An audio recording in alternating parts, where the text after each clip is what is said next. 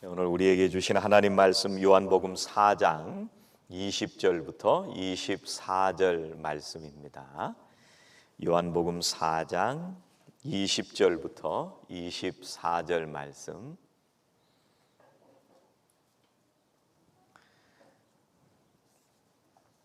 같이 한 목소리로 봉독하시겠습니다. 우리 조상들은 이 산에서 예배하였는데 당신들의 말은 예배할 곳이 예루살렘에 있다 하더이다. 예수께서 이르시되 여자여 내 말을 믿으라.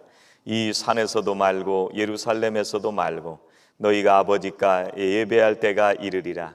너희는 알지 못하는 것을 예배하고 우리는 아는 것을 예배하노니 이는 구원이 유대인에게서 남이라.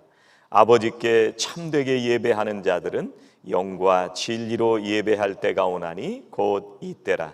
아버지께서는 자기에게 이렇게 예배하는 자들을 찾으시느니라. 하나님은 영이시니 예배하는 자가 영과 진리로 예배할지니라. 아멘. 우리 신앙생활은요, 예배에서 시작해서 예배로 끝나는 겁니다. 우리가 주일에 모여서 예배를 드리고 하나님의 말씀을 받고 그리고 세상 가운데 나가서 한 주간을 살다가 다시 돌아와서 하나님 앞에 예배 드리는 겁니다. 우리가 세상 속에서 바쁘게 일주일을 지내고 그 끝에 일상의 그 일정 가운데 일요일 날 나와서 예배 드리는 것이 아니라 예배로 출발해서 일주일을 살고 돌아와서 다시 예배를 드리는 것이 신앙인의 삶이라는 것입니다. 그래서 우리가 월요일 날은 운동하고 화요일 날은 사람 만나고 월요일부터 금요일까지 일하고 토요일은 누구랑 점심 먹고 이런 모든 스케줄 중에 일요일 날 11시에 예배하는 것이 예배가 아니고 우리의 모든 일주일간의 삶은 예배에서 오늘부터 시작해서 일주일간의 삶을 살고 다시 예배로 돌아오는 겁니다. 이게 신앙인의 한 주간의 삶입니다. 하나님께서 이스라엘 백성들을 애굽에서 나오게 하시거든요. 그런데 왜 나오게 하시느냐, 이 목적을 뭐라고 말씀하시냐면 나를 예배하게 하기 위해서. 여러분, 그 400여 년의 노예 생활 동안 좀 힘들고 어렵게 살았으면, 고난과 고통 속에서 살았으면 거기서부터 자유하게 하시면 좀 거창한 거 주시면 좋잖아요. 뭐 나오자마자 복권에 당첨된다든지, 나오자마자 사업을 시작했는데 대박이 난다든지, 나오자마자 집에 모든 일들이 다 잘 된다든지, 이런 일들이 일어나면 좋은데, 그런데 애굽에서 나오게 하는 목적이 뭐냐면 예배하게 하기 위해서 나오게 하신다는 거예요. 오늘 23절 말씀에 하나님께서는 영과 진리로 예배하는 자들을 찾으신다, 이렇게 말씀을 하십니다. 오늘 내가 드리는 이 예배가 정말 참된 예배인가? 하나님께서 영과 진리로 예배하는 사람들을 찾는다고 하시는데 나는 정말 영과 진리로 하나님이 찾으실 만한 그런 사람인가? 오늘 말씀을 통해서 함께 묵상해 보려고 합니다. 오늘 얘기는요, 사마리아 여인과 예수님 간에 이루어지는 얘기거든요. 이 사마리아 여인이 예수님께 묻습니다. 예수님, 어디서 예배드리면 될까요? 지금 우리 조상들은 이 그리심산이라고 하는 곳에서 예배를 드리고 남쪽에 있는 사람들은 예루살렘에서 예배를 드리는데 어디서 예배를 드려야 진짜 예배입니까? 어디서 예배를 드려야 하나님께서 받으시는 예배를 드릴 수가 있습니까? 근데 이 사마리아 여인이 물어보는 이유가 있습니다. 왜 그러냐면 북왕국 사람들은 그리심산에서 예배드리는 게 정말 중요했거든요. 그 전에 옛날에 솔로몬이 왕이었다가요, 솔로몬이 죽을 때 누가 왕이 돼요? 그 다음에 그 아들이었던 르호보암이라는 사람이 왕이 됩니다. 그런데 이 솔로몬의 아들들 중에 또 누가 있었냐면 여로보암이라고 하는 자식도 있었어요. 그래서 솔로몬이 성전을 짓고 국가가 강건해져 가는 사이에 무슨 일을 했냐면 굉장히 많은 노동을 시켰습니다. 그리고 세금을 굉장히 많이 걷어갔어요. 그래서 솔로몬이 죽으면서 백성들이 와서 왕에게 부탁을 합니다. 르호보암에게 얘기를 하는데, 왕이시여, 당신은 아버지처럼 그렇게 할 거예요? 아니면 백성들을 편안하게 해 주실 겁니까? 그러니까 두 부류의 사람들이 있었습니다. 르호보암이 어르신들에게 물어보니까 백성들을 편안하게 해줘야 됩니다, 이렇게 조언을 했고, 젊은 사람들은, 르호보암과 같은 또래의 사람들은 뭐라고 조언을 했냐면 더 강하게 백성들을 통치하셔야 됩니다, 이렇게 조언을 한 거예요. 그래서 르호보암이 젊은 사람들의 조언을 들어서 굉장히 강하게 국가를 통치해 나가기 시작하니까 사람들이 여로보암과 함께 북쪽의 10개의 지파가 모여서 북왕국 이스라엘을 세웠습니다. 그런데 지금 남왕국이 되었던 북왕국이 되었던 이 사람들이 어디를 가서 예배를 드리게 되느냐 하면 예루살렘에 가서 예배를 드리는 거예요. 그러다 보니까 이 여로보암이 뭐라고 생각하냐면, 이 내 나라의 백성들이 남왕국에 가서 예배를 드리고 오면 안 되겠다, 이렇게 판단을 한 거예요. 그래서 열왕기상 12장 27절에 보니까 만일 이 백성이 예루살렘에 있는 여호와의 성전에 제사를 드리고자 하여 올라가면 이 백성의 마음이 유다 왕 된 그들의 주 르호보암에게로 돌아가서 나를 죽이고 유다의 왕 르호보암에게로 돌아가리라 걱정을 하는 거예요. 그래서 뭐를 했냐면 금송아지 2개를 만들어 놓고, 이 금송아지가 너희들을 애굽에서부터 이끌어낸 신이다, 여기다 절하고 그리심산에서 예배해라, 이렇게 된 거예요. 그러니까 북왕국 사람들은 이 그리심산에서 예배하는 게 굉장히 중요한 문제였습니다. 그래서 이 사마리아 여인이 예수님에게 어디서 예배해야 되나요? 질문을 한 거예요. 장소에 대한 질문을 했습니다. 근데 예수님의 대답은 다른 대답을 하십니다. 21절 말씀해 보니까 예수께서 이르시되 여자여 내 말을 믿으라. 이 산에서도 말고 예루살렘에서도 말고 너희가 아버지께 예배할 때가 이르리라, 이렇게 말씀을 하십니다. 뭐 할 때가 이른다고요? 아버지께 예배할 때가. 예배할 때인데 누구에게 예배할 때요? 아버지께. 이 말씀이 중요한 거예요. 누구에게 예배하느냐가 중요한 거예요. 사마리아 여인은 어디서 예배하는 것이 중요합니까? 질문을 했는데 예수님은 아버지께 예배하는 게 중요하다. 그래서 22절에 예수님이 너희는 알지 못하는 것을 예배하고 우리는 아는 것을 예배하노니 이는 구원이 유대인에게서 남이라. 여러분, 똑같이 예배에 나오는데 어떤 사람은 누구한테 예배하는지를 알고 예배하는 분들이 있고, 똑같이 예배의 자리에 나왔는데 어떤 분들은 누구에게 예배하는지 모르고 예배하는 분들이 있다는 얘기예요.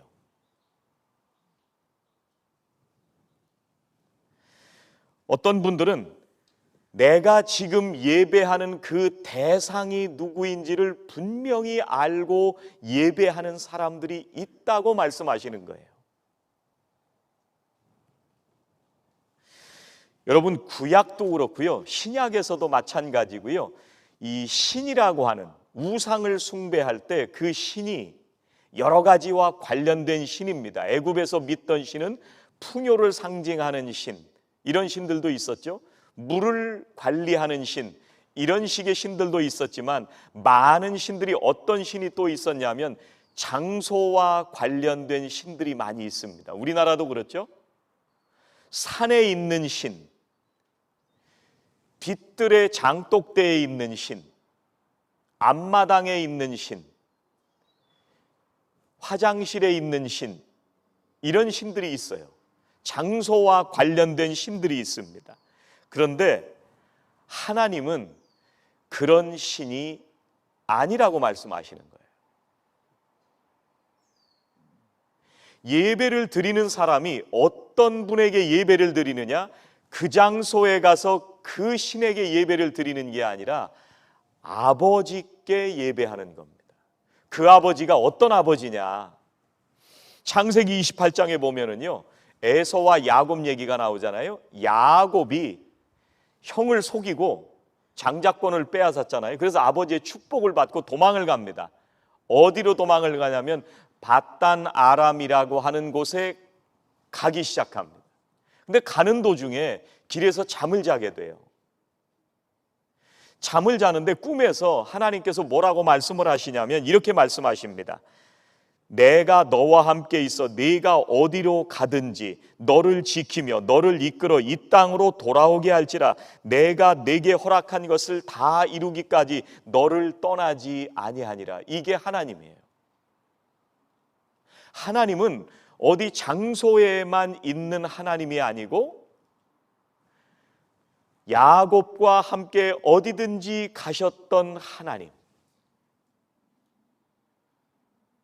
여러분, 이스라엘 백성들이 40년을 광야에서 헤맸습니다. 그런데 광야를 돌아다닐 때마다 가장 먼저 무슨 텐트를 쳤느냐 하면 하나님의 텐트를 쳤습니다. 그래서 그 텐트를 가장 먼저 치고 그 주변에 자기들의 텐트를 치고 자다가 다시 그 장막들을 걷어서 이동하기 시작합니다. 하나님은 애굽에서만 함께 하셨던 하나님이 아니고 이스라엘 백성들이 홍해 앞에 머물렀을 때 거기만 함께 계셨던 하나님이 아니고 이스라엘 백성들이 40년을 돌아다니는 동안 늘 함께 동행하셨던 하나님이 바로 이스라엘 백성들이 예배하는 하나님이십니다.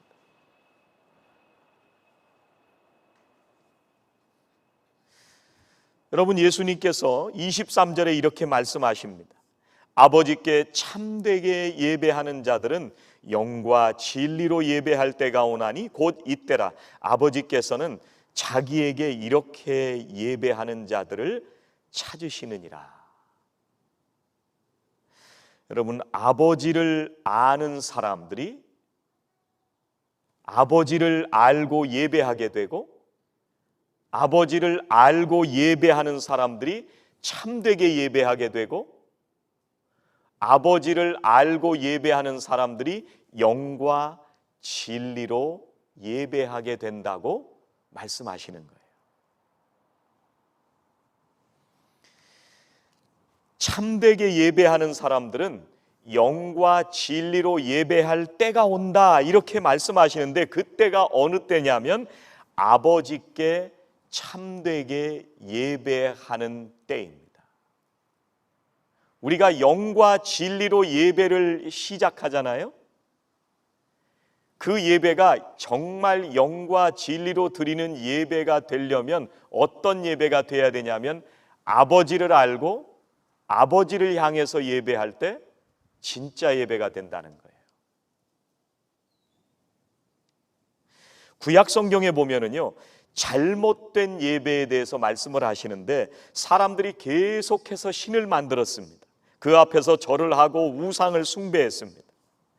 그래서 하나님께서는 너희들이 아버지를 모르는구나, 나를 모르는구나, 모르니까 자꾸 우상을 만들고 거기다 절을 하는 거죠. 신약 시대에 오니까요, 어떤 일이 벌어졌냐면 예수님이 바리새인들을 향해서 뭐라고 말씀하시냐면 바리새인들은 정말 철저하게 기도 생활하고 율법을 지키고 예배를 드리던 사람들인데 너희들은 다 가식이다. 왜 그래요? 그 안에 하나님의 사랑과 자비와 은혜가 없기 때문에, 아버지를 모르고 예배하기 때문에 너희들이 예배드리는 예배는 가짜다 이렇게 말씀하신 거예요. 그러니까 우리가 영과 진리로 예배할 때는 어느 때예요? 아버지를 알고 예배하는 때.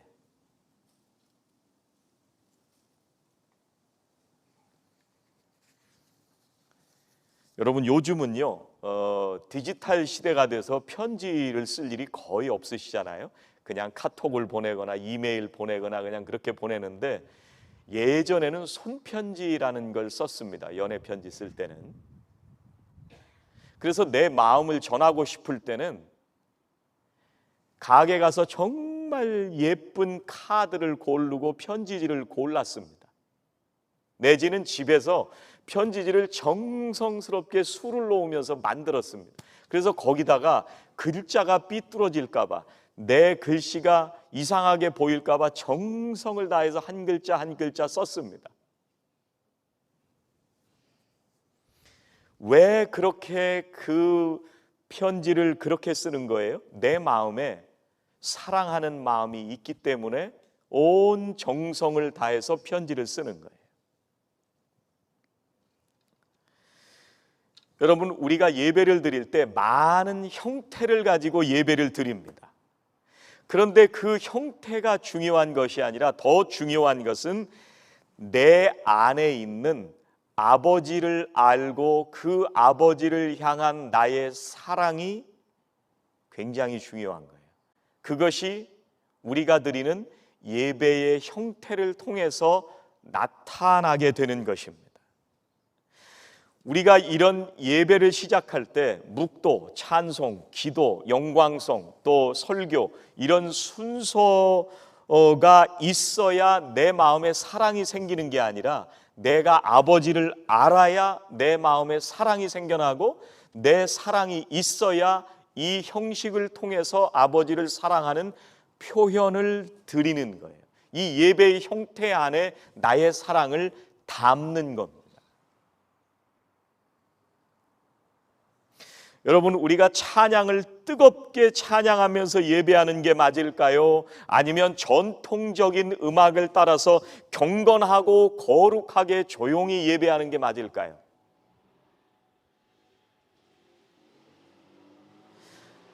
여러분, 전통적인 예배의 형식을 따라서 예배하는 게 맞을까요? 아니면 현대적인 컨템포러리 순서를 따라서 예배하는 게 맞을까요? 뭐가 맞을까요?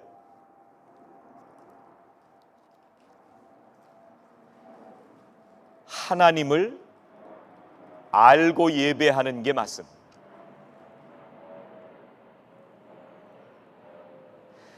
하나님을 아는 것이 진짜 예배입니다.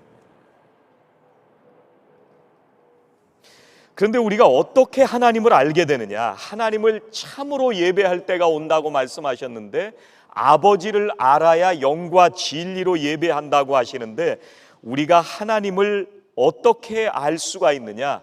가장 먼저 해야 될 일은 우리가 거듭나야 아버지를 알 수가 있습니다. 여러분, 우리가 하나님의 자녀로 태어나지 않으면요, 하나님을 아버지라고 부를 수가 없습니다. 갈라디아서 4장 4절부터 6절까지 이렇게 말씀하십니다. 때가 차매 하나님이 그 아들을 보내사 여자에게서 나게 하시고 율법 아래 나게 하신 것은 율법 아래 있는 자들을 속량하시고 우리로 아들의 명분을 얻게 하려 하심이라. 너희가 아들인 고로 하나님이 그 아들의 영을 우리 마음 가운데 보내사 아바 아버지라 부르게 하셨느니라. 어느 때 아버지를 알게 돼요? 어느 때 하나님을 아버지라고 부르게 돼요? 우리가 예수 그리스도를 영접하고 거듭났을 때.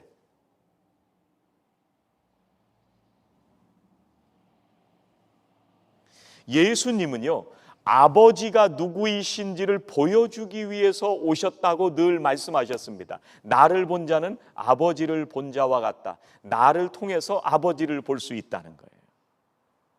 예수님이 오시기 전 사람들은요, 율법 때문에 굉장히 고생하면서 살아갔습니다. 이걸 이렇게 지켜야 되느냐, 저렇게 지켜야 되느냐. 그런데 예수님이 오셔서 예수님을 영접하게 될 때 하나님을 아버지라고 부르게 하셨습니다. 요한복음 1장 12절은 이렇게 말씀하십니다. 영접하는 자, 곧 그 이름을 믿는 자들에게는 하나님의 자녀가 되는 권세를 주셨다 말씀하십니다. 오직 예수 그리스도를 통해서만 우리가 하나님을 알고 하나님을 진정으로 예배하게 되고 그 예배가 영과 진리로 드리는 예배가 되는 것입니다. 오늘 예수님은 뭐라고 말씀하시느냐면 아버지를 예배할 때 영과 진리로 예배해라 이렇게 말씀하시거든요. 이걸 영어에서는 뭐라고 번역을 했냐면 in spirit and in truth 이렇게 번역을 했습니다. 앞에 거는 in spirit, 이게 영이에요. 영은 성령을 말씀하시는 겁니다. 여러분, 성령으로 예배한다, 이게 무슨 말일까? 성령으로 예배한다, 우리가 일상생활을 하는 그런 우리의 이성과 우리의 보통의 감각을 넘어서서 영에 붙들리는 순간 귀신에 붙들린 것처럼 막 이상한 현상을 보고 막 방언을 하면서 예배를 드려야 성령으로 드리는 예배인가요? 영으로 드린다는 말이 무슨 말일까? 성령으로 드린다는 말이 무슨 말일까? 요한복음 14장 26절에 이렇게 말씀하십니다. 보혜사 곧 아버지께서 내 이름으로 보내실 성령, 그가 너희에게 모든 것을 가르치고 내가 너희에게 말한 모든 것을 생각나게 하시리라. 여러분, 성령이 우리 안에서 하시는 역할이 뭐냐면 주님께서 가르쳐 주신 것을 생각나게 하시는 거예요. 그러면 우리가 영으로 예배를 드린다고 할 때, 우리가 이 예배가 시작돼서 예배가 끝날 때 우리가 뭐를 깨달아야 되냐면 내가 어떻게 살아야 할지, 하나님의 말씀은 무엇인지, 오늘 나에게 하나님께서 원하시는 것이 무엇인지를 내가 깨닫게 된다면 내가 아버지를 예배한 것이 되고 영으로 예배하고 있는 것입니다. 예배가 다 끝났는데 성령님이 나에게 가르쳐 주시는 것이 없고 아버지의 뜻이 무엇인지도 알지 못하고 아무것도 생각나는 것이 없이 집에 돌아간다면 우리가 더 집중해서 하나님 앞에 예배드려야 됩니다. 우리가 예배를 통해서요, 아버지의 마음을 알게 되고 아버지의 마음을 알게 될 때 우리가 아버지의 뜻을 따라서 살아가게 됩니다. 그게 영으로 드리는 예배입니다. 그러면 진리로 예배한다는 게 무슨 말일까? In truth. 이건 진리라는 말인데요. 이게 원어의 의미를 보면 망각하지 말라는 말씀이에요. 잊어버리지 말아라, 그런 말씀이에요. 그러니까 뭘 잊어버리지 말아야 되느냐? 그것은 바로 예수 그리스도를 잊어버리지 않는 예배가 참된 예배고 진리로 드리는 예배입니다. 여러분, 이 오늘 영과 진리로 얘기할 때 이 진리가 무엇인지를 예수님이 분명히 말씀하셨는데요. 요한복음 14장 6절에 예수께서 이르시되 내가 곧 진리요 길이요 진리요 생명이다. 진리가 누구예요? 예수님. 예수님이 진리예요. 그러니까 오늘 이 진리라는 그 말의 의미가 뭐냐면 망각하지 마라, 잊어버리지 말라는 건데 누굴 잊어버리지 말라는 거예요? 예수님을 잊어버리지 말라는 거예요. 우리가 예배를 시작해서 마쳤는데 예수님을 생각한 적이 없이 예배가 끝났다면 진리로 예배를 못 드린 거예요.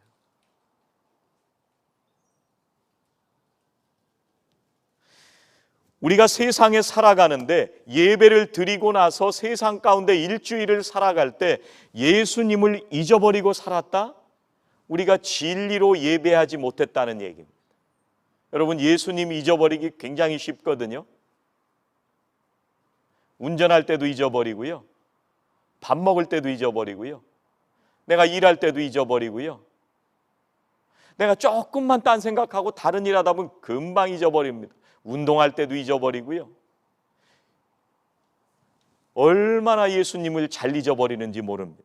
그런데 우리가 영과 진리로 예배할 때 진리로 예배드리는 사람은요, 다른 사람들을 만났을 때 예수님 생각이 나는 사람들입니다.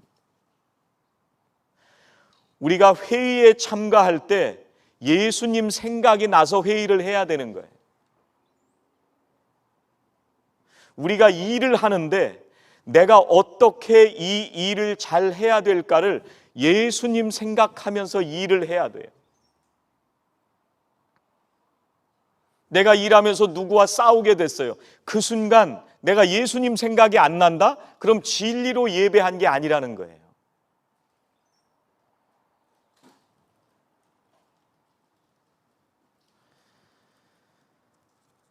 여러분, 예수님께서 겟세마네 동산에서 기도하셨잖아요. 얼마나 깊은 번민과 고뇌 속에서 기도하셨는지 모릅니다.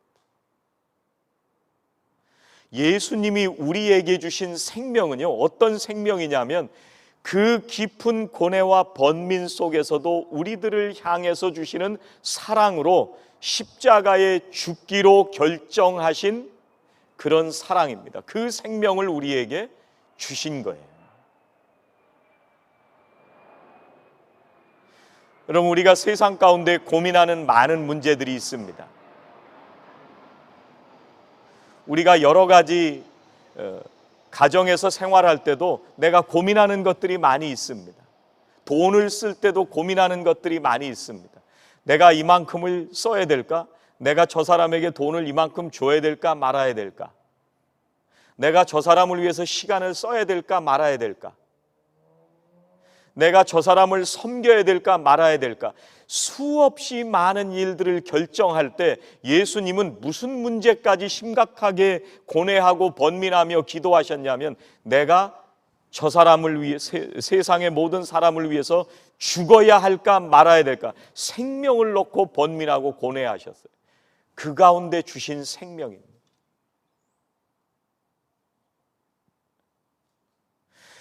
우리가 진리로 예배한다고 할 때 그 진리는 바로 이 깊은 고뇌와 번민 속에서 아버지의 뜻을 따라 결정하고 생명을 주셔서 사랑하신 그 예수님을 잊어버리지 않는 것이 진리로 드리는 예배입니다. 어떻게 잊어버릴 수가 있어요? 여러분, 우리가 다른 사람이 나를 사랑해 준 조그마한 것들도 우리가 기억할 때가 많이 있습니다. 여러분, 우리가 부모님의 사랑을 생각을 하면은요, 그 우리를 위해서 희생하신 부모님의 사랑이 깨달아지고 생각나는 사람들은 사람 된 사람입니다.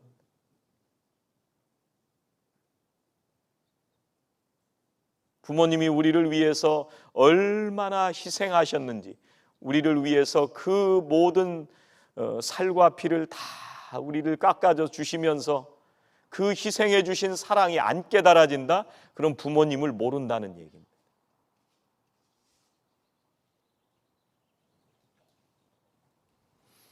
그 부모님의 사랑이 알게 될 때 부모님을 진짜 사랑하게 되고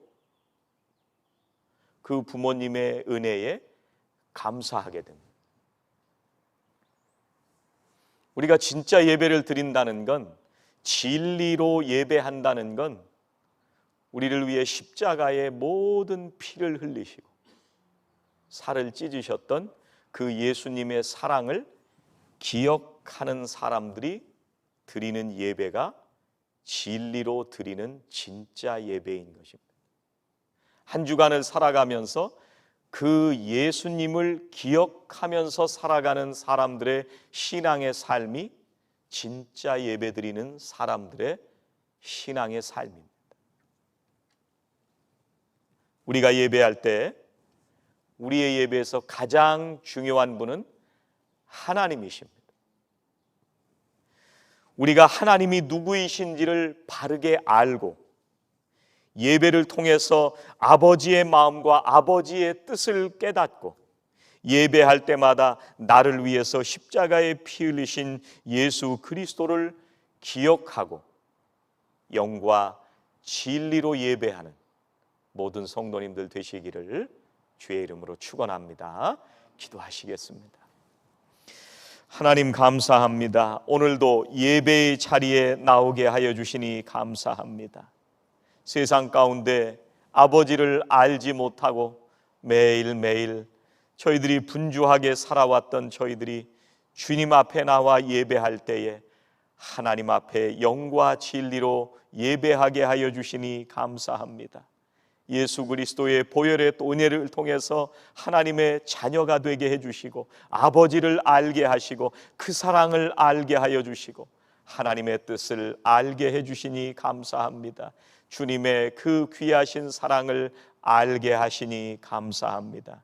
주님, 우리가 한 주간의 삶을 살아가며 이제 세상을 향하여 나아갈 때 아버지의 이 사랑을 가지고 나아가 한 주간도 주님을 기억하며 아버지의 뜻을 이루어드리며 살아가는 영과 진리로 예배하는 모든 성도님들 다 되게 하여 주시옵소서. 예수님의 이름으로 기도하옵나이다. 아멘.